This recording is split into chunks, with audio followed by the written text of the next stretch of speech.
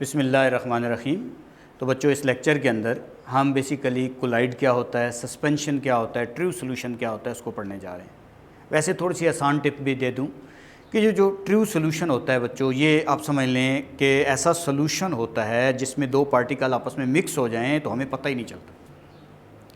Suspension जो हमारे पास होता है वो बेसिकली ऐसा सोल्यूशन होता है जिसमें पार्टिकल, बड़े बड़े पार्टिकल नज़र भी आ रहे होते हैं।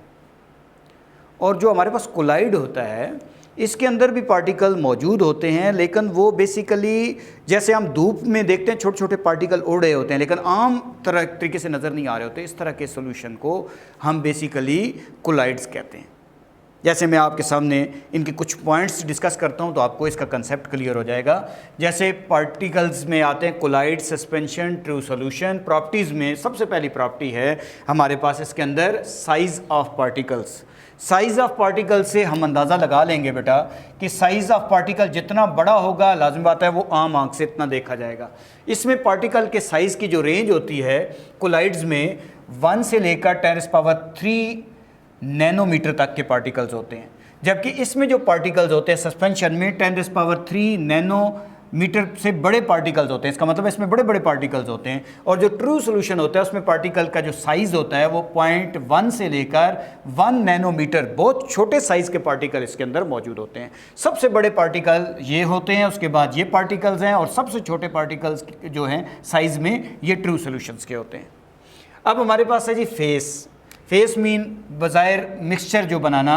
तो हमारे पास ये हेट्रोजीनियस मिक्सचर होता है। हेट्रोजीनियस मिक्सचर वो होता है जिसमें दो सॉल्यूशन आपस में मिक्स होते हैं या दो पार्टिकल्स आपस में मिक्स होते हैं, लेकिन कुछ ना कुछ पता चल जाता है कि यार इसमें कोई चीज़ मिक्स है। तो ये हेट्रोजीनियस मिक्सचर होता है। Colloid solution heterogeneous mixture of two solution होता है, जबकि suspension heterogeneous mixture of two solution होता है, जबकि ट्रू सॉल्यूशन जो होता है वो homogeneous mixture of two solution होता है। होमोजीनियस मीन जैसे दो सॉल्यूशन आपस में मिक्स तो हैं लेकिन हमें पता ही नहीं चल रहा कि ये इसमें कोई चीज़ मिक्स भी है या नहीं, तो ये हमारे पास होमोजीनियस कहलाएंगे। अब हम आते हैं एग्रीगेट्स। एग्रीगेट में अगर हम आते हैं तो बच्चों इसमें पार्टिकल्स आम तौर पर एक पार्टिकल्स के अंदर कितने एटम्स होते हैं। तो हमारे पास यहाँ जो पार्टिकल का साइज़ होता है लाजिम बात है सस्पेंशन से छोटा होता है, तो यहाँ particles are composed of 10³ to 10⁹ atoms.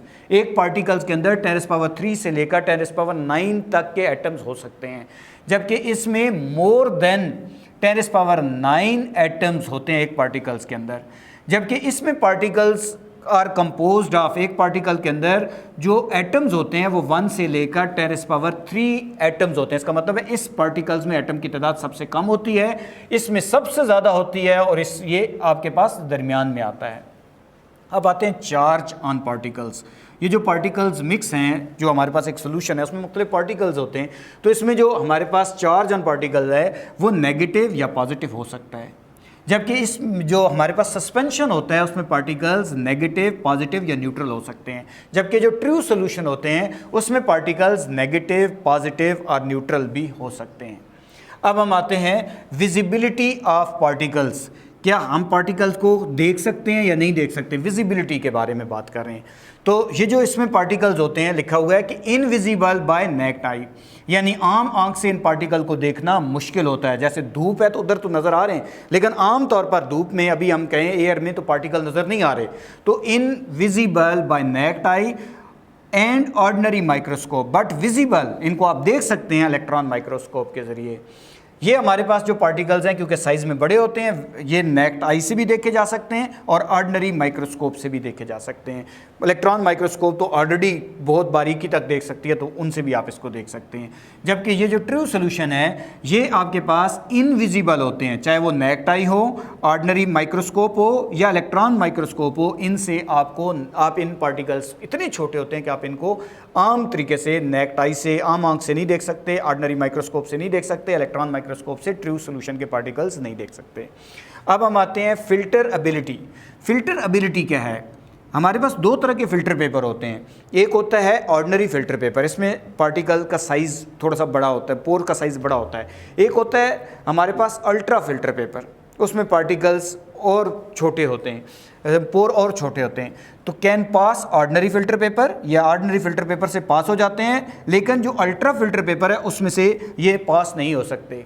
ये जो सस्पेंशन है ये हमारे पास, क्योंकि ये तो साइज़ में बहुत बड़े हैं, तो ये दोनों में से पास अल्ट्रा फिल्टर पेपर हो या ऑर्डिनरी फिल्टर पेपर हो, दोनों से पास नहीं हो सकते।